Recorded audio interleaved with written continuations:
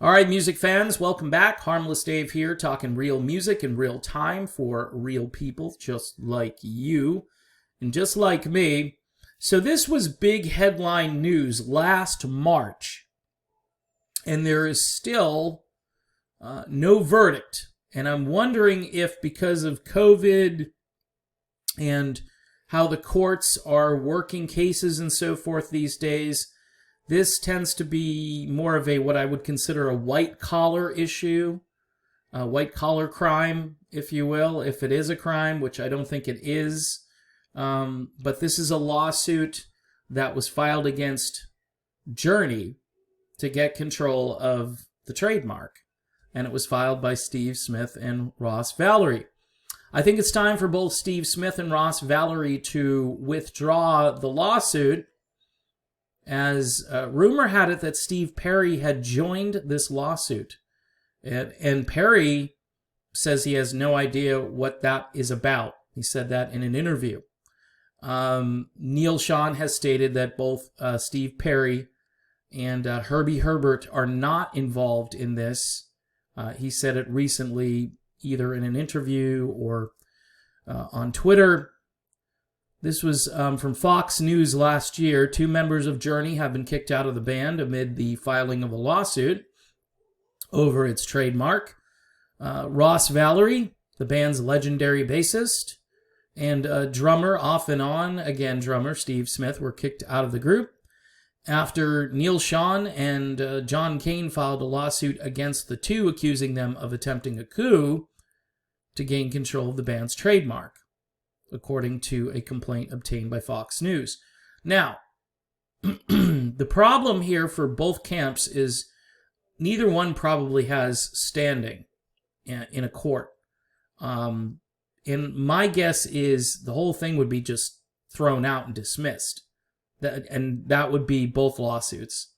And I think that was why Cain and Schon decided to countersue, because they were basically saying, look, these guys weren't doing what they were supposed to do. So here's what that's all about. It's a declaratory judgment in breach of fiduciary duty, and they're seeking damages in excess of $10 million. This is basically saying, look, these guys don't want to work. They want to coast.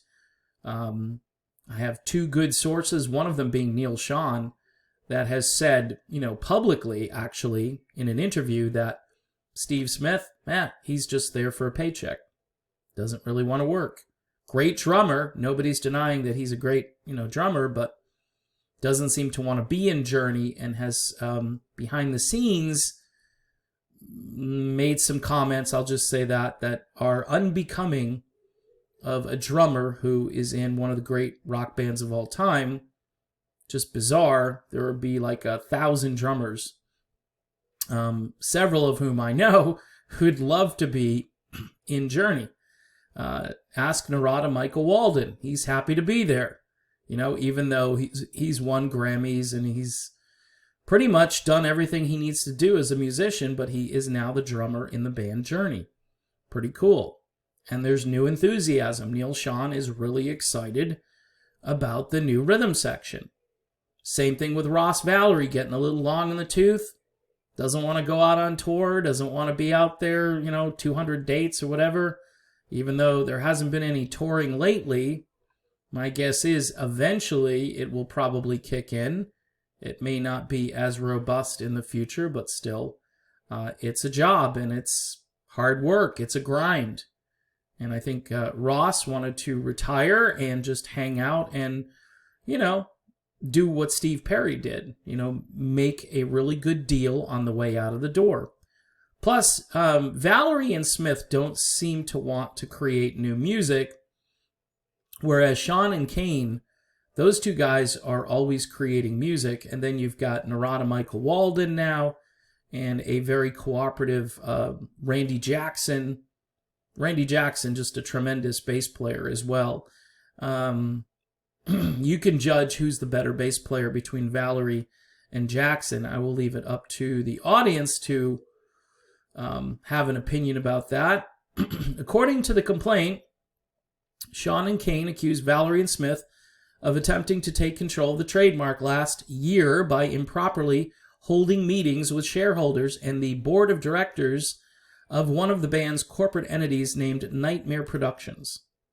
That dates back a long time, and I think that's where the rumor about Perry and Herbie Herbert, which has again been denied by Neil Schon, that's where that came about. Nightmare was the Steve Perry era. In these meetings, Smith was voted to replace Cain as board president, and Valory was voted to replace Schon as secretary. Sounds like a coup to me. You cannot just ignore reality. You can try to do these legal things, but a court is going to look at the body of work, especially between Schon and Cain, who've been mainstays in this group since, 1980?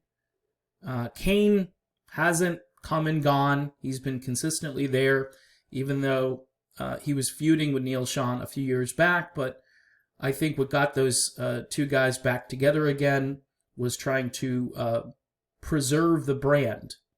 And it hasn't been easy, because the contract that they wrote with Perry, I think, has really constrained them in some ways, where I've wondered how come they haven't ever made a performance video for Don't Stop Believin', when you've got Queen out there that is just going back through their archives and creating these videos for songs that people haven't even heard before, because they're, their greatest hits album is in the top 10, or however it's working. You know what I mean? It's doing really well, and you want to jump on that. You want to promote that. And with the most downloaded song in history, I've always wondered how come it's so under-promoted. And I think some of these contracts they wrote, especially with Steve Perry, have really constrained them to promote the brand more. And then, of course, you've got this issue where, Perry is going to get a cut, and the more money they make, the more money Steve Perry's going to make. And I think that probably rubs Neil Schon the wrong way, even now. I think he probably believes, sure, Steve Perry should have gotten basically like a settlement, like a one-time cash payout. And then at some point, his influence or his ability to earn money off the band, other than the stuff that he wrote via publishing and via radio airplay and so forth, that I'm sure would continue on forever. But the other stuff, like say the band is about to release a new album, should Steve Perry continue to get revenue off a brand new album? They've got a brand new rhythm section and so forth, and yeah, according to the contract, Perry will get something from it. But the question is, for how long, and should this continue in perpetuity? And my answer is probably not, but it looks like it's going to. So Smith and Valory erroneously contend that Nightmare Productions controls the Journey name. This is the big debate. Is it the Nightmare production, or is it the Elmo trademark that came later? They hope to use the Nightmare Productions to hold the Journey name hostage and force Cain, Schon, and Nightmare to provide them with windfall payments for their retirement, the complaint states. Like I said, it's basically, royalties. Just, we don't have to do anything. We don't have to show up. That's why it's a breach of a fiduciary contract, because if you're a member of this band and you're expected to go out on tour with the band and create new music with the band, and you are supposed to do it cheerfully, it appears that Smith and Valory aren't really into that, obviously. It continues. Smith and Valory are wrong that Nightmare Productions controls the Journey name. Cain and Schon, through an entity named Elmo Partners, hold all rights to the Journey name. And that's obviously where the court is going to have to step in to decide which trademark is the correct trademark. The plaintiffs cite 2 trademark registration numbers and cite a trademark license agreement from 1985 to prove their ownership of the band name. See, the restructuring of the band when, ironically, Smith was fired and Ross Valory was fired. Prior to that, it was Nightmare Productions. The three remaining controlling forces in the band, including Steve Perry, they're the ones that redid this and started the Elmo trademark. The two band members further claim Valory and Smith want Nightmare Productions to pay them a share of Journey touring revenue in perpetuity under the guise of a licensing fee while they perform absolutely no work for the band. See, most fair human beings would say, why? Why? Look, let's be honest. Steve Smith and Ross Valory, I don't know, maybe they got I know Valory got a couple of songwriting credits here and there, and possibly Smith did as well. I have to go back and look through the albums to see, but these guys, compared to the songwriting prowess of Cain, Schon, and Perry, and then later guys like Steve Augeri was writing stuff for the group as well. All of those guys should be rewarded based on what their input was to creating the music. Now, again, when it comes to the actual music itself, there's no doubt that Valory and Smith had an influence on the finished product, but based on everything I've read, especially when Perry was there, I mean, it was Perry and Schon and Cain, Perry and Cain some of the time, and Perry and Schon some of the time. Schon and Cain accused their former pals of concocting a malicious and very ill-conceived scheme in order to set themselves up for retirement. What's really sad about this is it says former pals. This becomes less and less about the legacy of the group and the music and more about, hey, where's my, cushy retirement? Now, in the case of Ross Valory, he's had a history of making a few bad investments. We'll just say that. I don't know about Smith. But obviously they see this as a cash cow, and everybody involved with it sees it as a cash cow. And this will go on, like they say, in perpetuity. So if you can get a little chunk of that ongoing revenue forever and ever, and then you give it to your family and so forth when you pass on, that's why these guys are willing to go to the mat. They're willing to go all the way to court and to hash it out there rather than just talk it out.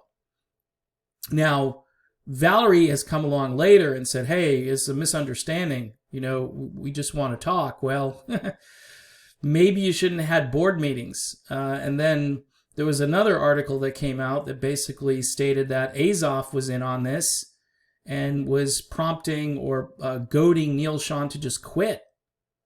So very bizarre behavior. Journey formed in 1973 and quickly became known as one of the world's most successful rock bands, although it took many years for the band to achieve record sales. That's because they were basically a jazz, rock, jam kind of fusion band, although if you go back and listen to those earlier albums, it's kind of refreshing to hear just, solid musicianship and free-form music. It's a lot different from the stuff that came after Steve Perry joined the group. Schon and Cain officially removed Smith and Valory from Journey in a letter dated March 3rd. Attorneys for Valory and Smith did not immediately respond to Fox News' request for comment. Skip Miller, attorney for Schon and Cain, provided a statement on their behalf in a news release this week. This is not an action that Neil and John wanted to bring against two men that they once considered their brothers, but the devious and truculent behavior of Steve and Ross left them reluctantly with no choice but to act decisively. Journey will continue on with great success by ridding the band of disruptive members and replacing them with top musicians, and most importantly, by keeping its essential members, Schon, Cain, and Pineda, fully intact. Oof. So there you have it, folks. I think it's time for Steve and Ross to just drop this lawsuit. It's just not good. With all of the stuff happening in the world right now, let Journey continue on. You know, maybe you can negotiate something out of court where there's a small stipend.